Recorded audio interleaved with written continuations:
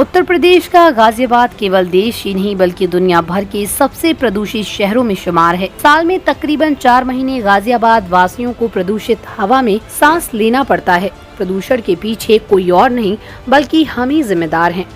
प्रदूषण को लेकर सरकार तमाम कवायद तो करती है, लेकिन ये कब कवायद हुई जब तक कारगर साबित नहीं हो सकती तब तक एक एक व्यक्ति इसमें अपना योगदान न करे। पर्यावरण संरक्षण को लेकर गाजियाबाद पेरेंट्स एसोसिएशन द्वारा एक शानदार पहल की गई। गाजियाबाद पेरेंट्स एसोसिएशन द्वारा बुक एक्सचेंज प्रोग्राम चलाए जा रहे हैं, जिसके तहत छात्र छात्राएं अपनी किताबों को बदल सकते हैं।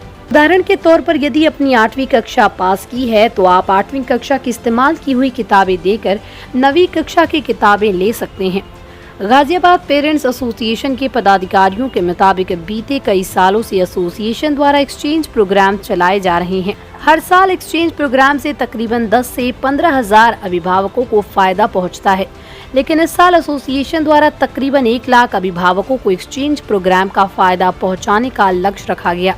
पदाधिकारियों के मुताबिक औसतन एक कक्षा में 10 किताबें इस्तेमाल होती हैं। इस साल तकरीबन 1 लाख अभिभावकों को फायदा पहुँचाने का लक्ष्य रखा है, तो औसतन 10 लाख पुरानी किताबों का इस्तेमाल किया जाएगा, जिससे बड़े स्तर पर पर्यावरण संरक्षण हो पाएगा। मेरा नाम नरेश कुमार है और गाजियाबाद पेरेंट एसोसिएशन से एग्जीक्यूटिव मेंबर हूं। आज गाजियाबाद पेरेंट एसोसिएशन का दूसरा दिन है। जो ये गाजियाबाद पेरेंट एसोसिएशन का आज दूसरा दिन है ये पुस्तक मेले का। जो पुस्तक मेला आज इस बार 3 चरणों में लगने जा रहा है। प्रथम फेज आज समाप्त हो रहा है जो शास्त्री नगर गाजियाबाद हॉकी स्टेडियम में है जी। और दूसरा चरण हमारा विजयनगर चाणक्य चौक रामलीला मैदान में शुरू होगा।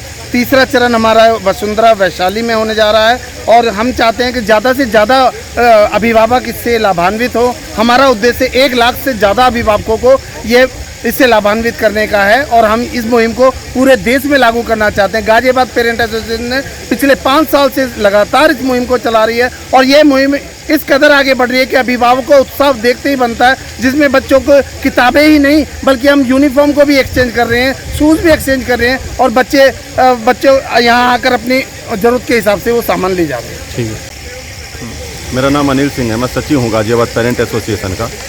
और देखिए ये जो मुहिम चलाया जा रहा है लाखों लोगों को लाभ भी मिलेगा। उनके जेब पे जो अतिरिक्त बोझ पड़ता है 10-10 हज़ार रुपये का किट उनको ख़रीदना पड़ रहा है मजबूरी में, उससे बचेंगे। और दूसरा गाजियाबाद के बारे में लोग जानते हैं कि पर्यावरण के मामले में बहुत प्रदूषण वाला शहर है, तो उसको कहीं ना कहीं लाभ मिलेगा कि ये पेड़ नहीं कटेंगे, क्योंकि कई लाख बच्चे गाजियाबाद शहर में पढ़ते हैं। अगर हर साल सेट बदल करके स्कूल मजबूर करेगा कि नई किताबें खरीदनी है तो उसके लिए कितने पेड़ों को न जाने काटना पड़ेगा, तो पर्यावरण पे सबसे ज़्यादा इफेक्ट पड़ेगा।